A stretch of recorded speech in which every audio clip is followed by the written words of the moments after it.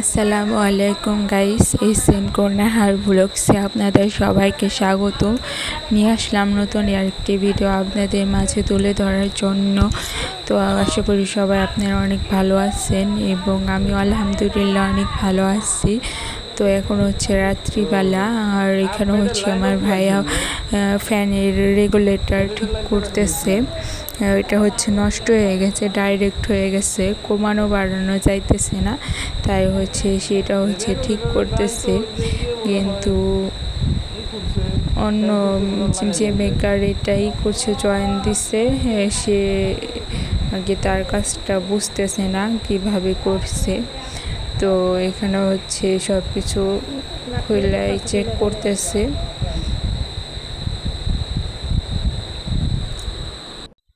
এইখানে হচ্ছে মা তালের পায়েস রান্না করবে, তার জন্য এখানে হচ্ছে দুধ জাল করতেছে। দুধটা একটু সন্দেহজনক, মানে ফ্রিজ থেকে বের করে শাক থেকে কেমন যেন জমা জমা ভাব, একটা আর কি অন্যরকম ভাব দেখা গেছিল। যে এই সন্দেহ করা হইতেছে যে দুধটা চাল দেওয়ার পর বলক আসার পরে হচ্ছে হয়ে যাবে, মানে জমা যাবে, নষ্ট হয়ে যাবে। তার জন্য এখানে হচ্ছে মা একটা টেকনিক ব্যবহার করতেছে। এখানে আম পাতা দেওয়া হয়েছে, না আম পাতা না, এটা হচ্ছে কাঁঠাল পাতা দেওয়া হয়েছে, আর হচ্ছে সরিষার তেল। তো এটা দিয়ে হচ্ছে এখন জাল করা হবে, দেখা যাক অবশেষে দুধটা টিকানো যায় কিনা। তো এখানে জাল করা হইতেছে, মাটির চুলায় রান্না করা হইতেছে। মাটির চুলায় রান্না করে দেখতে অনেক সুন্দর লাগে। আবার আপনারা ভাইবেন না যে আমাদের গ্যাস স্টোভ নাই, তার জন্য আমরা মাটির চুলায় রান্না করি, কিন্তু না, এটা হচ্ছে আমাদের বাসায় কাঠ বাগান, গাছগাছালি আর কি খড়ি বা লাকড়ির কোনো অভাব নাই, তার জন্য হচ্ছে মা এই মাটির চুলায় রান্না করে। আগেকার মানুষ তো, তাই মাটির চুলায় রান্না করতে কমফোর্টেবল ফিল করে। তো এখানে হচ্ছে দুধটা জাল করে নেওয়া হইতেছে মাটির চুলায়। আমাদের গ্যাসও আছে, কিন্তু এখানে হচ্ছে টুকিটাকি জিনিস, খাবার গরম করা, চা বানানো, ওইসব আর কি করা হয়।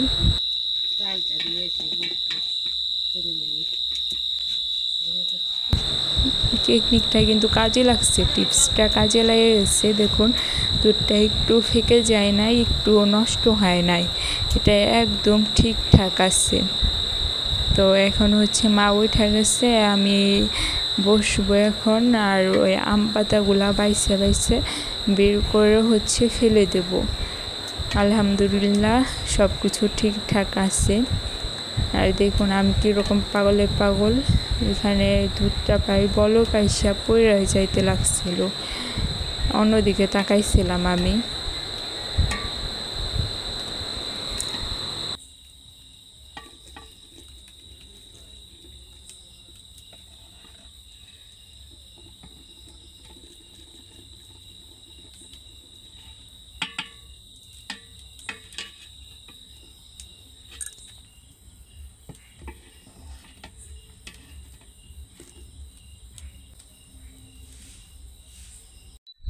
আর এখন হচ্ছে আমি মা হচ্ছে তালের পায়েস রান্না করবে। তালের পায়েস তো অবশ্যই ফিক্সড, নারকেল লাগবেই, তার জন্য এখন আমি নারকেল কুড়াবো। দেখুন একটা মোড়া নিয়ে নিচ্ছি, আর হচ্ছে প্লেট নিয়ে নিচ্ছি, আর কুড়ানো নিয়ে নিচ্ছি।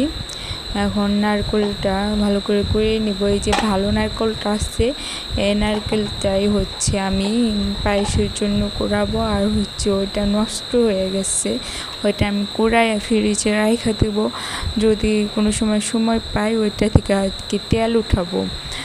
দেখি মনে থাকলে আর কি খেয়াল করে পরে তেল উঠাইতে হইব, কারণ ওইটা কোনো খাবারে দিয়েও খাওয়া যাবে না, আর ওইটা হচ্ছে এমনিও খাওয়া যাবে না, কেমন যেন একটা টক টক গন্ধ এসে গেছে, তার জন্য। আর এখন হচ্ছে আমি পায়েসের জন্য এই নারকেলটা, ভালো নারকেলটা হচ্ছে কুড়াইয়া রান্নাঘরে নিয়ে যাব। মা ওইখানে পায়েস রান্না করতেছে। তো এখন হচ্ছে আমি রান্নাঘরে নিয়ে যাইতেছি পায়েসের জন্য। আর এখানে হচ্ছে আমি প্লেট থেকে একটা বাটিতে তুলে রাখতেছি, কারণ এই প্লেটে আবার ওই নষ্ট নারকেলটা হচ্ছে কুড়াবো, তার জন্য এখানে একটা বাটিতে রাখা যাইতেছি। আর দুধ চাল করা হইলেও কিন্তু এখন আলাদা করে হচ্ছে মা চালটা ফুটাই নিবে পায়েসের জন্য। চাল হচ্ছে না পানি কীভাবে রান্না করে আমি জানি না, মা অনেক টেকনিক খাটায় হচ্ছে তালের পায়েসটা রান্না করে। আর এখানে হচ্ছে আমি সেই নারকেলটা হচ্ছে কুড়ায় নিতেছি। আর আমার অলরেডি কুড়ানো শেষ হয়ে যাওয়ার পরে এখন হচ্ছে আমি এগুলা সব মাখায় রয়েছে, ধুয়ে ফেলবো। আর ফুলেরও দেখেন কত পড়ছে। আর এগুলা হচ্ছে ঝাড়ু দিতে হইব, পরিষ্কার করে নিতে হইব, কুড়া নিয়েও হচ্ছে পরিষ্কার করে নিতে হবে। আর দেখুন অলরেডি আমাদের পায়েস রেডি, মা ঘরে পায়েস রান্না করছে। আর দেখুন কত সুন্দর কালার আসছে। আর একটু অনেক সময় তালের পায়েসে রান্না করতে গেলে দুধ ফেঁকে যায়, তালটা দেওয়ার পরে কিন্তু একটু জমে নাই, ফেঁকে যায় নাই। তো দেখুন কি সুন্দর একটা কালার আসছে, আর খাইতেও অনেক দারুণ হয়েছে, মজার হয়েছে। আমি এখন নিয়ে যাইতেছি, আমি এখন খাবো, টেস্ট করে দেখবো। অসাধারণ হয়েছিল তালের পায়েসটা, বলার মতন না। আমি এই তালের পায়েসটার জন্য সারা বছর অপেক্ষা করে থাকি, কবে তালের সিজন আসবে, পায়েস খাবো, পায়েস রান্না করবে মা।